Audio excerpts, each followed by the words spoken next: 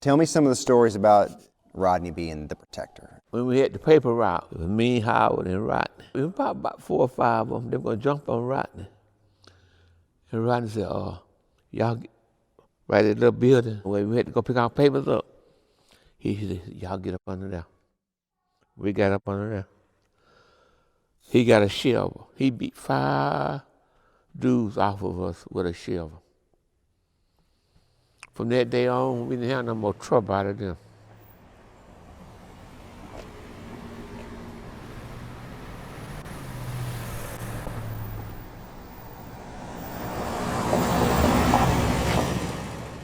In a city at the center of everything the state of Georgia has to offer, one family has an incredible story. You ain't care nothing about the numbers, man. There's 5 of them and just 2 of us. That don't make no difference. And whatever gonna happen, we ain't waiting on no reinforcement. We're gonna do what we got to do now. A story that many people don't know. Gordon and Rodney. But every American should. What was that like growing up during segregation and Jim Crow and all those things? Gordon and Rodney, they had it different. They had it more overt, more in their face. That's Gordon. It's Rodney. It's Rodney. Mm-hmm. We did the best we could. We struggled. Some days were easy, some days were not. Robert was like in the first bunch of kids that went to a white school. I went to Lanier. They did the integration thing when they knew it was happening. They burnt Lanier down. So, during the integration? Yeah. This is Rodney Davis's sister, Deborah, and 2 of his brothers, Gordon and Robert. He was my number 1 brother. Him and my granddaddy kind of like raised me. My daddy taught me, but they raised me. His family says Rodney earned the reputation of being the protector, especially when it came to his younger brothers and sister. But it didn't stop there. He wouldn't let folks push you around and take advantage of you. And folks knew it, so when folks would come to him with their problems, and not only kids as kids, but I've known adults to come to him with their problems about things that was going on. When they were young boys, Gordon and Rodney's parents would take them to downtown Macon. And some days, they'd make a trip to the post office. They'd have a big Marine on that sign with big muscles. Gordon says Rodney would just stand there and stare at that Marine and the poster on the wall. And he would tell his big brother, that's what I want to do. He made that decision for himself that he would join the Marines.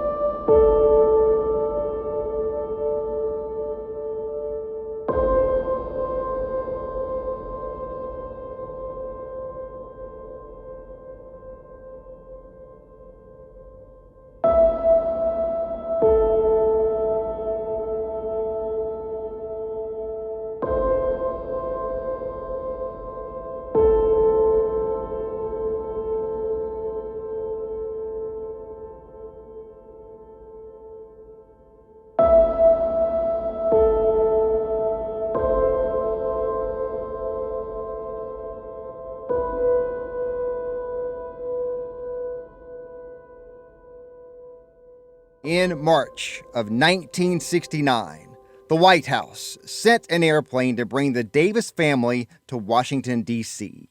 Rodney Maxwell Davis was posthumously awarded the nation's highest honor for a member of the military's valor in service to this country. Vice President Spiro Agnew presented the family with Rodney Davis's Medal of Honor.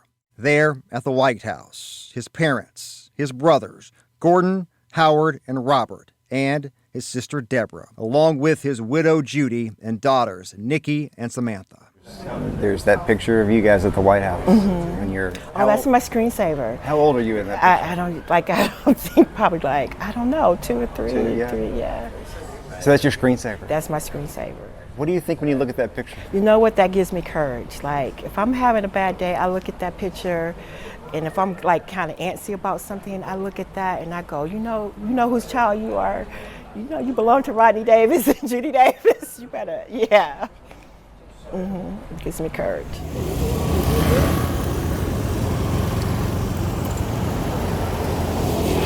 What do we have today? What is this? Yes. Good. It's good? Good. Oh, goat. Lại cao hay là chút ngọt? Đúng đầy đặn.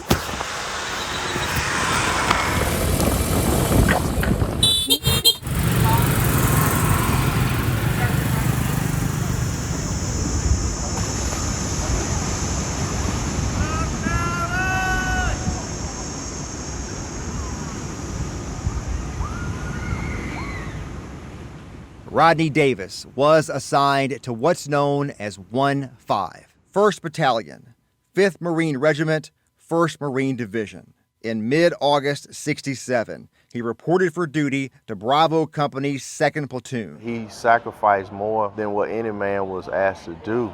There are many details of that sacrifice that you might find hard to believe, such as the fact that at the time Sergeant Davis volunteered to go to Vietnam. He'd been working at the embassy in London, so he didn't know any of those Bravo Company Marines when he arrived in August of 67. And the date when he was killed in action, September 6th of 67. So he'd only been there with those Marines for 3 weeks. A truly remarkable and unique act of heroism. But if you spend time with members of the Davis family, you begin to understand where at least part of that comes from. We've always been taught to be strong, to serve others, to be a person of character, person of honor, person of integrity. The family members on this trip include Edgar, a nephew. It's just humbling to know that I'm part of that legacy. Regina, a niece of Sergeant Davis, plus one of his daughters. For the past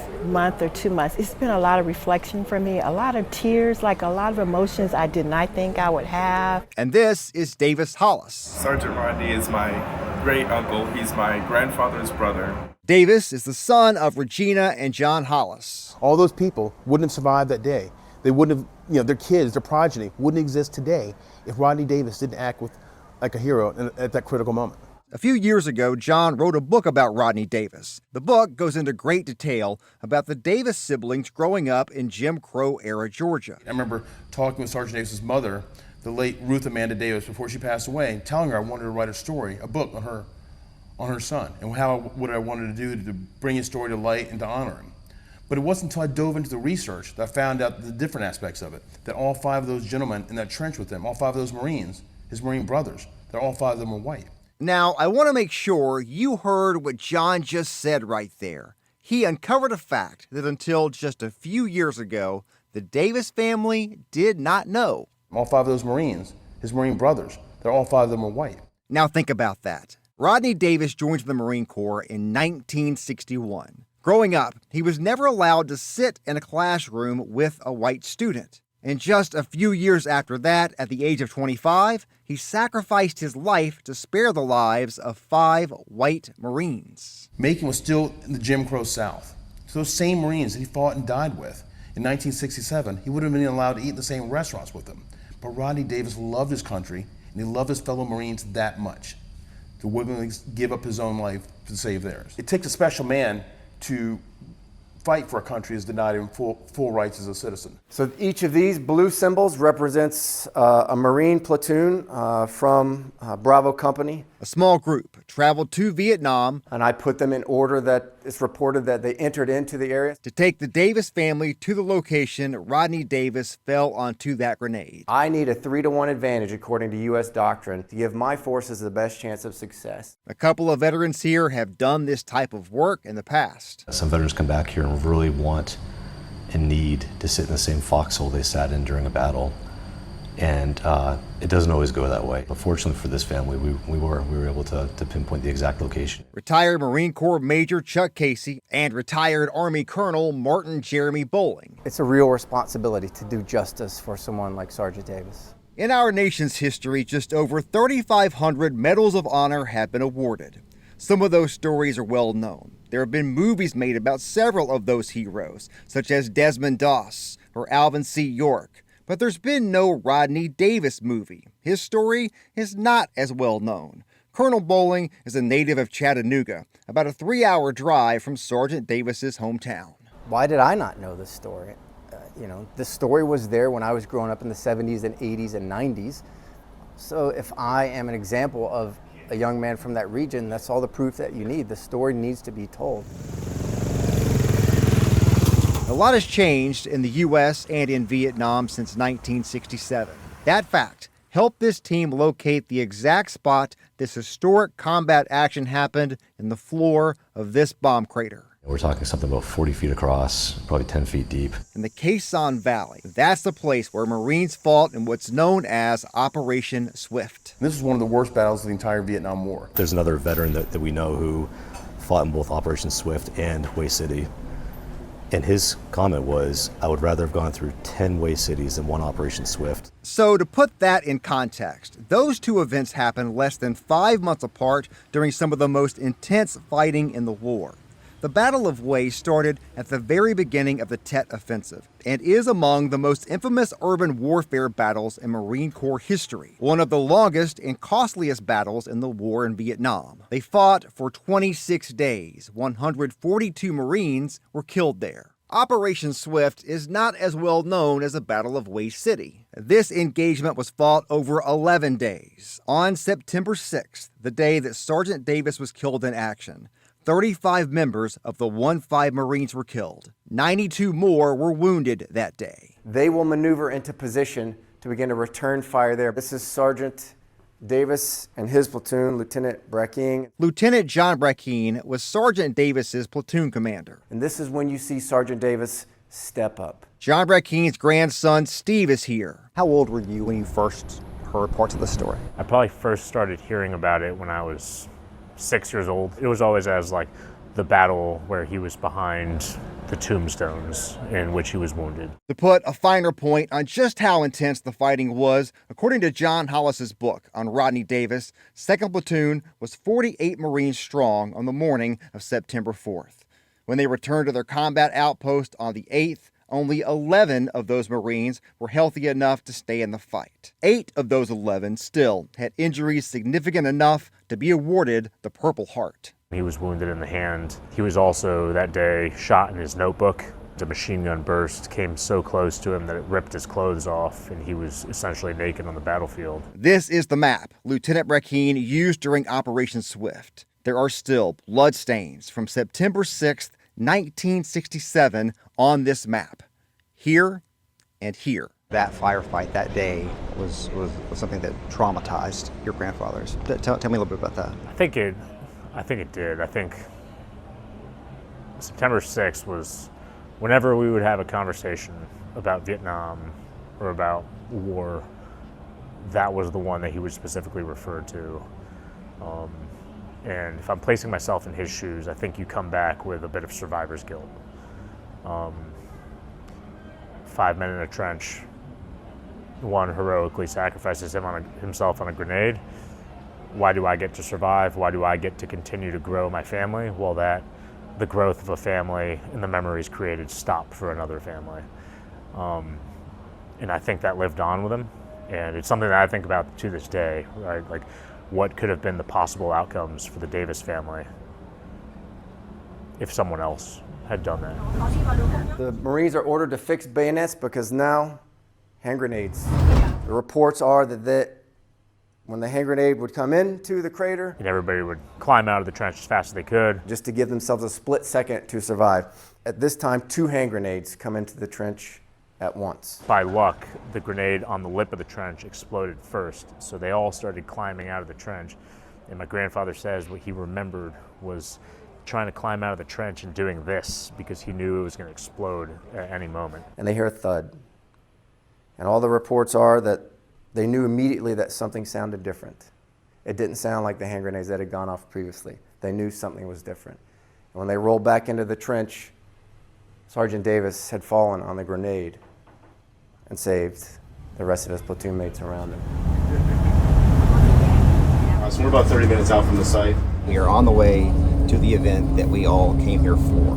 Rodney Davis was awarded the Medal of Honor for a combat action on September 6th, 1967. Today is September 6th, 2024. 57 years to the day since that combat action. So what do you feel about this week and going to the site? I mean, or what are your emotions around that?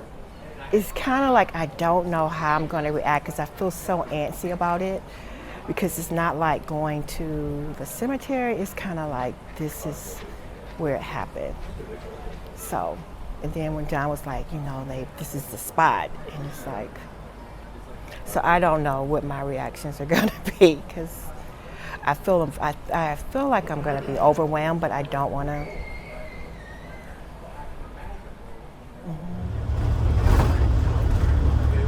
On the bus ride into the site, it was kind of very heavy for me, to be honest, and I really didn't know if I was going to be able to get off of that bus because as we were riding in, I kept like looking at all of the bush and like saying, God, it's hot out here, and I was just imagining what my dad was going through at that time, and I was like, I don't know if I could do this. And as we got closer and closer, I just started feeling a little safer, because I felt like, you know, I've come this journey and I've got to finish this out for my family, for my dad, for my grandparents that are not here any longer, for my mom. And you remember we were talking about in the brief yesterday, that was one of the reasons they were out here, is the rice has been harvested. They've got these huge stockages of rice, and that's how the enemy supplies itself and allows its ability to keep pushing forward in the fight. And so the 1-5 Marines are out here in these operations, Union 1, 2, Cochise, and now Swift, trying to prevent their access to these resources. And they probably knew in advance there were existing trenches,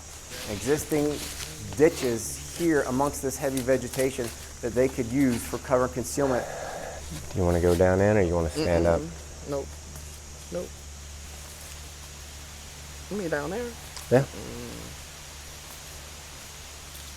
Nikki, what do you want to do? I don't know if I can make it. I'm so honest. Well, if you want to get down there, we're going to get you down there. That's the point.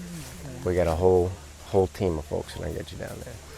I'm going to fix your collar just because it's a little messed up there. There you go.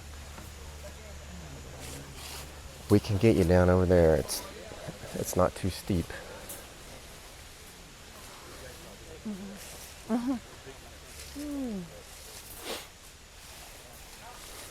There we go. Okay. Let's go down here. Now, you sure I'm going to be able to get back? We're going to get you down in there. We're going to get you back up. I can promise you that. And if you need to hold on to my shoulder, you hold on to my shoulder. Let's go down in there, Chuck.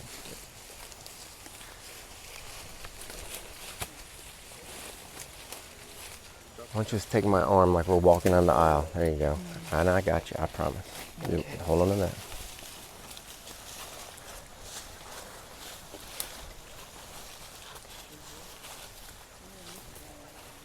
Over here. We got you. We're going to walk over this way, okay? Yep. I'm just going to walk right through there because there's some thorns and stuff right there. If you're a member of the Davis family, this is the piece of ground that has defined your family for generations. And you're standing here today. Steve, it's a pretty big deal, man. I mean, and here you are. Never thought I'd finally make it. You did. And now, like you know, what are you going to do with it, right? Like, that's the question. My grandfather always spoke about being behind those graves over Yeah. there. Steve has heard stories about these tombstones since he was 6 years old. And now you get to see it firsthand. That's incredible. And let's be clear about this place. This is not just a hole in the earth in a farming village halfway around the world. This was a battlefield, a significant piece of U.S. military history. Those Marines fought a controversial war, and they fought to keep themselves and each other alive. Some people go their entire lives trying to discover what they want to do. Steve's family tells him He was 3 when he first said he was going to be a Marine, and today he's a major with a decade of service to this country. My grandfather and the legacy of men like Sergeant Davis are the reason I do what I do, and I'm going to continue to do it. In the end of John Hollis's book that he wrote about Sergeant Rodney Davis, and I know most of us have read it, he quotes President John F. Kennedy, who said, "A nation reveals itself by the men it produces, but also by the men it honors."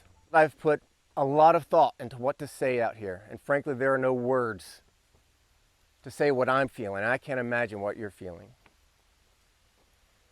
But I had the good fortune a couple months ago to listen to a former Navy SEAL, Sean Ryan, say something that I felt was completely appropriate. And so I'm just going to share his sentiment with you today. Before the Revolutionary War, all the way through until today, standing here today, approximately 1.1 million service members have made the ultimate sacrifice for what we call America today. And if you take that 1.1 million and you turn it into a percentage of the US population over that same time period, that number works out to be 0.002% of the total population in the history of our country. That should be the most cherished. That should be the most honored class of people to ever have existed in American history. Think about that.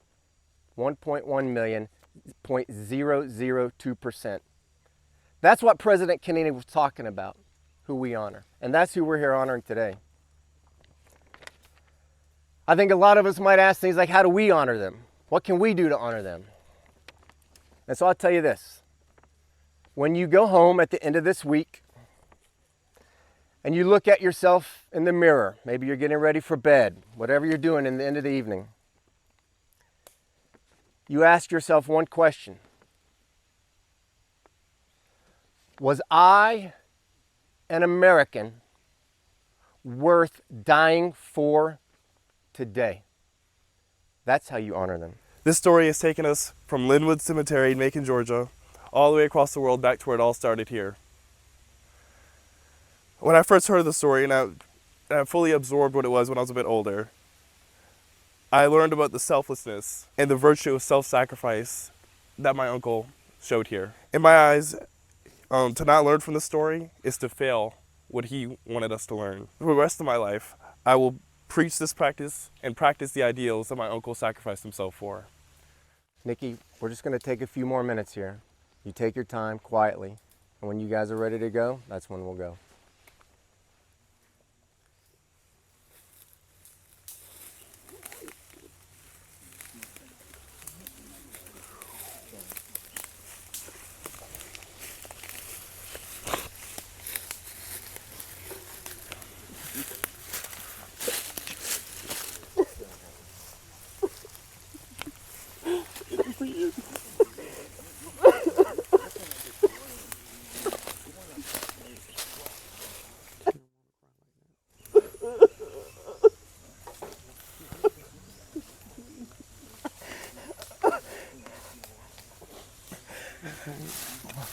Okay. No. I love you. This is for you. It's all for you. It's all for you. Everything I've done has always been for you and for Sammy. Okay? Always know that. It's not words. It's not to thank me. It's not words. It's not words. Thank you. Thank you so much. You're going to bury that corn, yeah. I think Granny would want us to pray. Mm-hmm. You gonna pray? You got to pray us out. Pray us out, Evan. Mind if I join you? Yeah, pray us out. We ask that you just cover our family as you continue to cover us as you have always done. that you lead us, you guide us, and you bless us. I only knows that stuff. I really did not know how special these people would be in my life forever on this journey. And they will always have a special place in my heart, right? Because literally they made it so safe for me. I really have to pinch myself because I really, in a million years, would have never thought that we would end up here. I never thought this was going to be a chapter in our story. And I think about like the people that, like my grandparents, that how much this would have meant for them to be able to go on this journey, and my uncles for them to go on this journey. But you know what? It came, the journey happened. And for my family to be here with me, it just means the world to me. Rodney Maxwell Davis is the only person from Macon, Georgia to ever be awarded the Medal of Honor. And there are several places in this town that honors Davis's actions in the war in Vietnam, such as the Tubman African American Museum and Linwood Cemetery, where Marine Corps veterans raised thousands of dollars to build this monument where Rodney Davis was laid to rest. When Edgar and Regina got back and we were sitting down and we were talking about the trip, I kind of realized then that for me, that was closure. That was closure. When Edgar said that he had buried the coin there, I was more than happy that we were able to at least connect with him and to let him know that we were carrying this forward. Rodney Davis was a young man with a lot to live for, a wife and 2 small children at the time. But he'd been trained, been raised back in Macon to always look after his own. And that's the beauty of the story. Looking after his siblings in Macon was what he did while growing up in Jim Crow South. And he lived and died in the same noble way. He died for his new brothers in the U.S. Marine Corps. And it's a story that America could use hearing right now. This is for you. It's difficult to imagine just how truly terrifying it would have been to stand in this exact spot 57 years ago during Operation Swift. But at this moment, in this spot, in this one frame of video, this is what having a lifetime of questions answered looks like. Still, as powerful as this moment is, this doesn't answer all the questions.